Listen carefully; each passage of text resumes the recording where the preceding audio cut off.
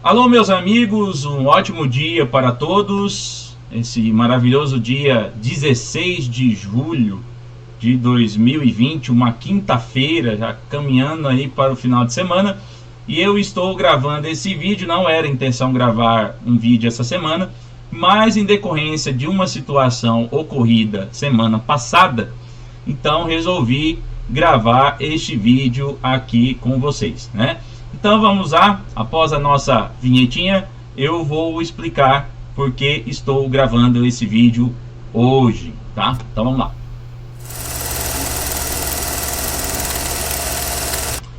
Pois bem, aconteceu uma situação muito curiosa na cidade de Campos Belos de Goiás. Ora, a situação é esta: um padre celebrava a missa online com um número reduzido de pessoas, obedecendo ao decreto municipal, né, emitido pelo poder público da cidade, em referência à lotação das celebrações religiosas, né? Mas esse delegado teve então a sua missa online com um número reduzido de pessoas, conforme, respeitando o decreto municipal da cidade de Campos Belos de Goiás, que eu mostrarei para vocês daqui a pouco. Teve a sua missa interrompida pelo delegado de polícia, que mandou que ele encerrasse a missa antes do horário previsto e fechasse a igreja. Para que você entenda melhor essa situação, eu postarei 2 vídeos em referência a isso. Então assista aí, ok? Opa, perdão, assista aí. Receber um aviso do delegado da cidade, que é para parar tudo. Ou fecha tudo ou não fecha nada. Essa foi a mensagem que ele me enviou. Agora, o que eu faço? Encerrar a Santa Missa e a nossa liberdade religiosa? O que eu posso fazer é pedir então para as pessoas irem embora da igreja? A que ponto chegamos?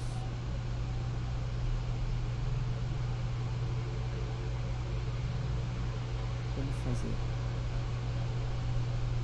O senhor que veio trazer a notícia pode vir aqui nos explicar, por favor? Por favor.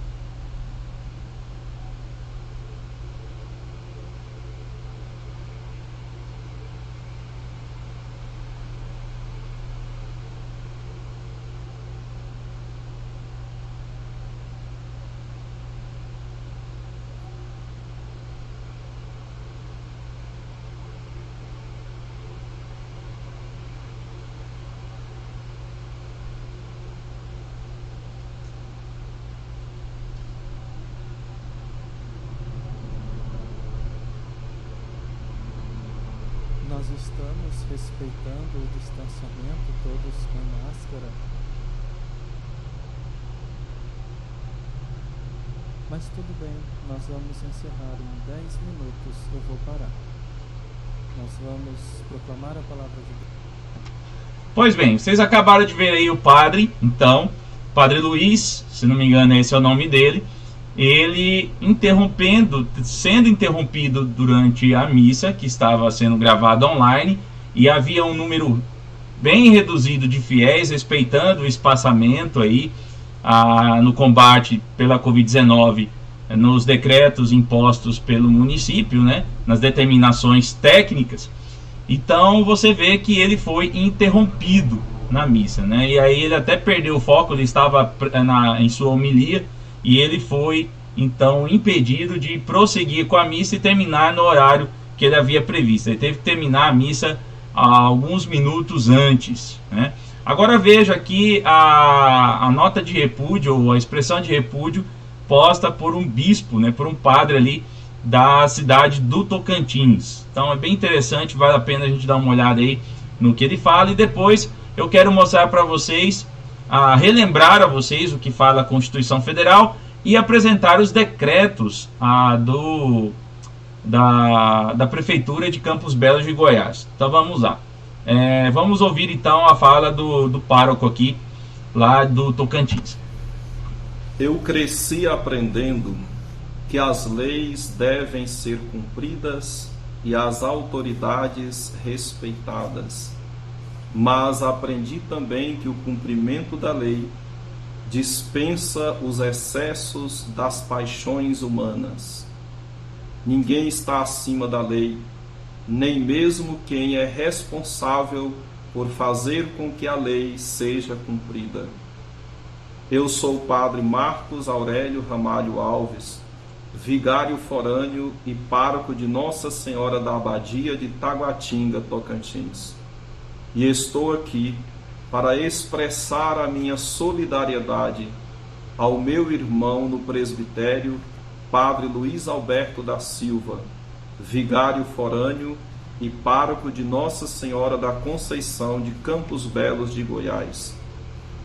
Ontem, enquanto ele celebrava a Santa Missa em sua paróquia, na Igreja Matriz, fazendo a transmissão ao vivo pelas redes sociais, com um número reduzido de pessoas conforme as determinações municipais, foi surpreendido pela ordem do delegado de polícia da cidade para que a missa fosse interrompida e a igreja fosse fechada. Além da liberdade de culto que precisa ser resguardada, eu preciso lembrar, desde o início desta pandemia, o mundo é testemunha. A Igreja Católica tem dado de forma incondicional a sua contribuição no cumprimento dos seus deveres e no exercício do seu pastoreio. Por isso, repudiamos com toda a indignação necessária a arbitrariedade e o uso excessivo e desrespeitoso do poder no cumprimento das determinações da lei.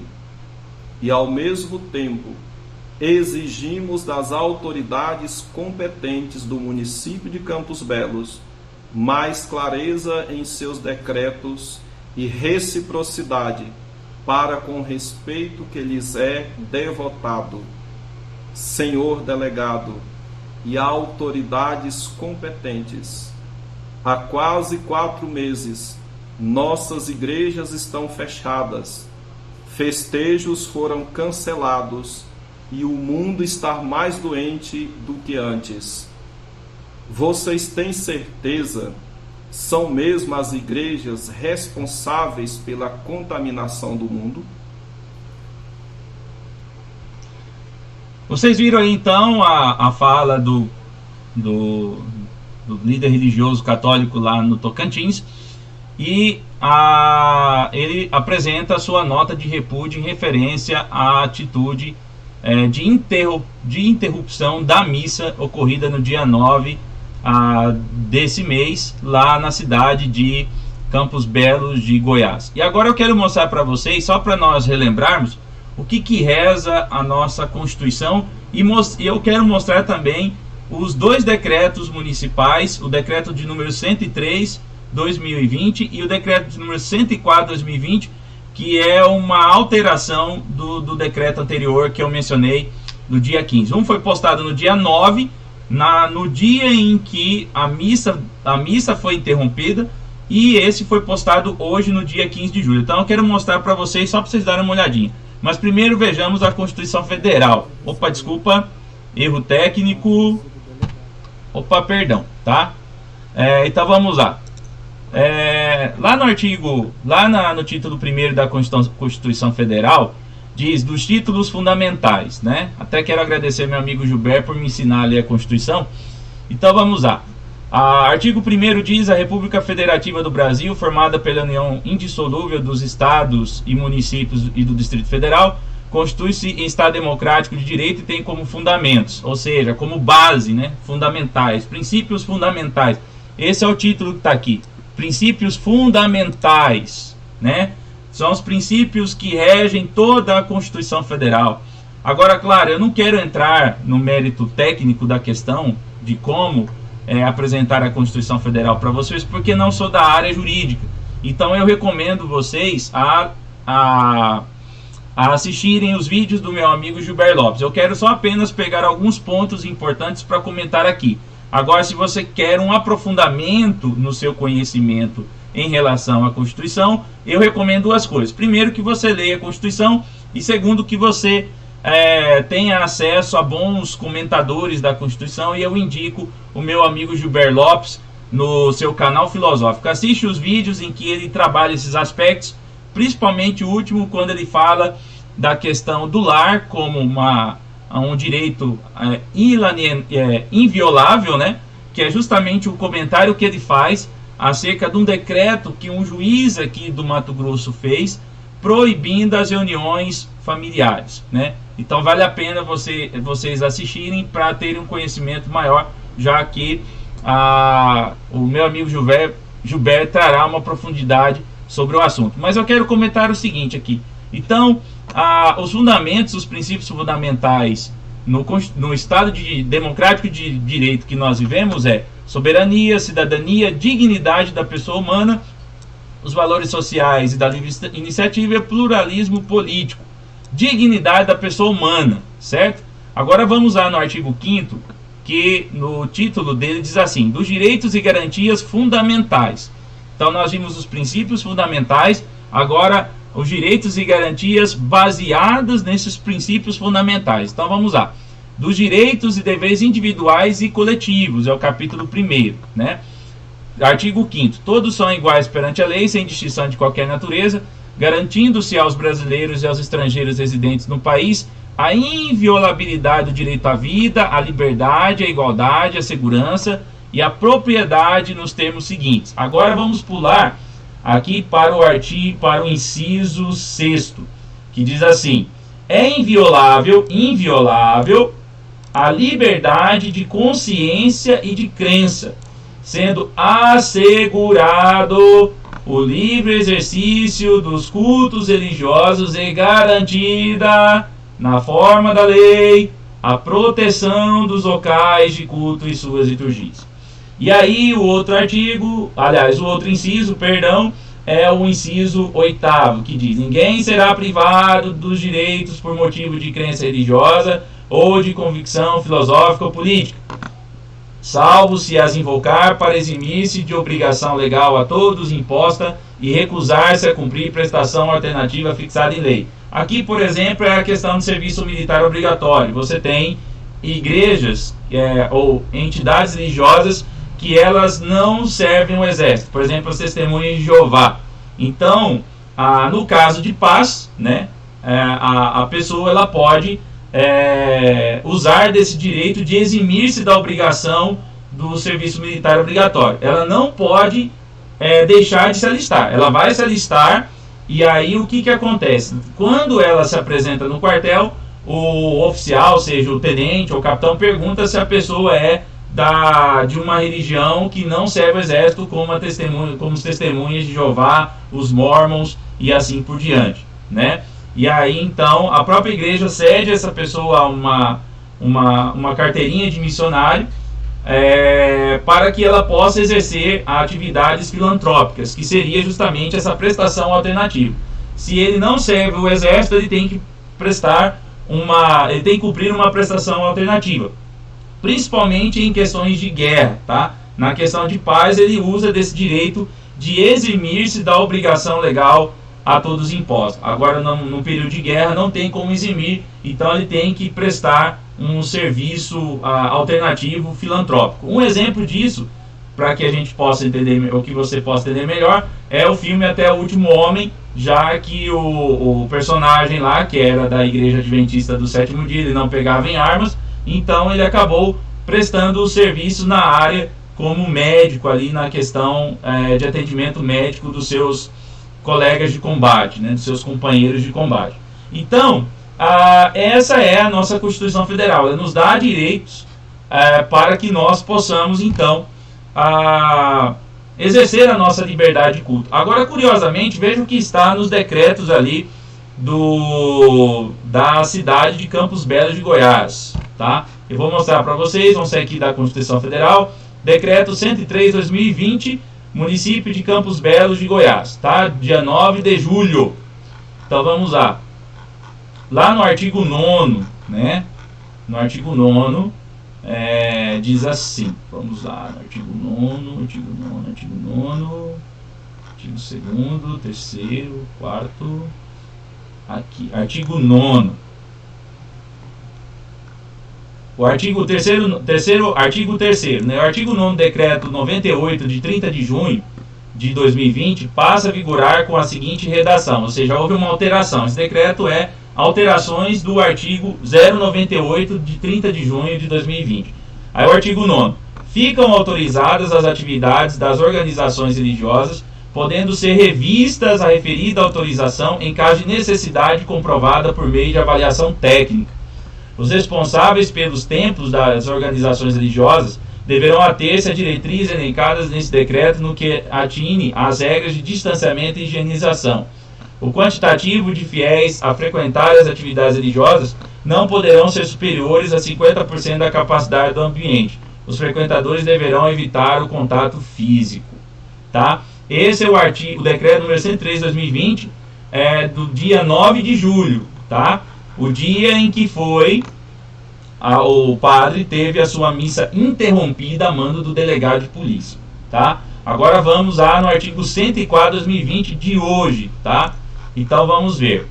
Artigo 4º diz assim: ficam autorizadas as atividades das organizações religiosas, podendo ser vista e refeita a autorização em caso de necessidade comprovada por meio de avaliação técnica. Os responsáveis pelos templos das organizações religiosas deverão ater-se às diretrizes elencadas nesse decreto no que atine às regras de distanciamento e higienização. O quantitativo de fiéis a frequentar as atividades religiosas não poderão ser superiores a 50% da capacidade do ambiente, e os frequentadores deverão evitar o contato físico. Ok? Então são essas aqui os decretos, e juntamente eu apresentei a Constituição Federal. Pois bem, então vamos fazer uns comentários disso aí. Ora, o que me faz entender a atitude do delegado? Né? Primeiro, um ato tirânico. Tá? Por quê? Porque você pode perceber que o padre estava cumprindo as determinações, a paróquia lá em Campos Belos de Goiás estava cumprindo as determinações, ou seja, era uma missa online, havia um número reduzido de pessoas, conforme nós podemos ver, ou podemos entender ali, não havia pessoas ali, uma grande quantidade de pessoas, e vale lembrar também que a mulher que foi conversar com o padre, ela estava usando máscaras, né? Outro ponto importante que nós podemos ver é que esse ato tirânico do padre desrespeita a Constituição Federal. Por quê? Porque conforme, e aqui eu faço uso das palavras do meu amigo Gilberto no vídeo que ele gravou, o que no caso do lar, que é um direito inviolável, né? O que eu faço da porta da minha casa para dentro que não seja crime é problema meu. Então isso implica da mesma forma na igreja. O que se faz da porta da igreja para dentro que não seja crime é problema da comunidade religiosa. O Estado não tem o direito de meter o bedelho aonde não é seu âmbito. Senhor delegado de Campos Belos de Goiás, o senhor não tinha esse direito. O senhor agiu de forma tirânica, pois não é o seu papel. Que o senhor fique claro, tenha conhecimento disso. O que o senhor fez está errado. A mesma coisa que o juiz fez aqui no Mato Grosso, em proibir reuniões familiares. É ridículo, é cuspir na dignidade humana. É um ato desrespeitoso. O Senhor profanou uma celebração religiosa.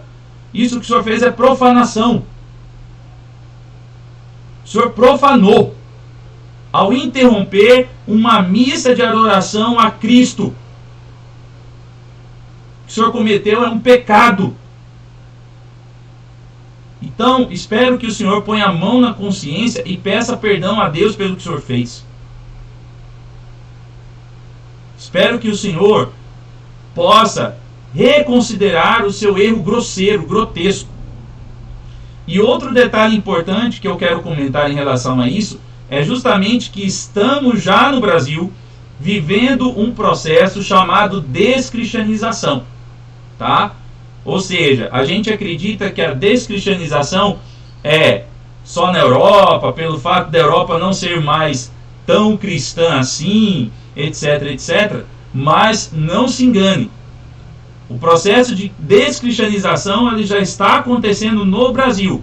E como começa e quais são os constitutivos desse processo de cristianização? Um deles é esse: é a interferência do poder público em assuntos de caráter estritamente religiosos, tá? Então, a partir do momento em que o Estado, o poder público, o poder legislativo, executivo ou judiciário determina que igrejas interrompam suas atividades culticas, determinam que suas igrejas fechem portas, já é o início e já é o andamento do processo de descristianização e desreligiosização. Desreligiosização. Ou seja, quando o Estado interfere nas ações religiosas, sendo que não há nenhum crime em andamento, mas as religiões estão exercendo o seu direito dentro de seu direito inviolável dentro de um Estado democrático de direito. Então, mais uma vez, eu deixo bem claro que, infelizmente, no meio cristão e religioso, estão faltando pintacilgos e lobos, que prezam mais a liberdade de expressão religiosa, do culto a Deus, a liberdade de cultuar a Deus mais do que a própria vida, e de que não negociam a sua liberdade por uma falsa promessa de segurança. Ora, essa ação do delegado em falar que está promovendo a segurança das pessoas é falsa. É falsa. Porque é suprimir a fé, a expressão de fé das pessoas, da fé em Deus. E infelizmente, esse processo de cristianização tem levado descristianização. Ele tem ocorrido em que as pessoas têm tido mais fé na ciência do que fé em Deus e nos divinos, nos entes divinos que eles alegam professar. Então, o que eu quero deixar hoje é justamente isso. Essa ação totalmente arbitrária que fere a Constituição Federal, que cospe no direito do cidadão brasileiro de expressar publicamente a sua fé. E o pior ainda, o mais grave, é que o padre estava realizando uma missa online. Era uma missa online. É o mais grave da situação. Então, o processo de descristianização, o processo de desreligiosização já começou no Brasil, tá? Quando determina-se os horários de culto, ou seja, nos decretos municipais, até que hora o culto tem que terminar. Quando se determina a capacidade de lotação dos cultos, e agora delegados se achando no direito de invadir, interromper, profanar um culto, porque deveria já o padre terminar a missa, ou seja, impedindo as pessoas de expressarem o seu amor e a sua comunhão com Deus. Isso é uma profanação.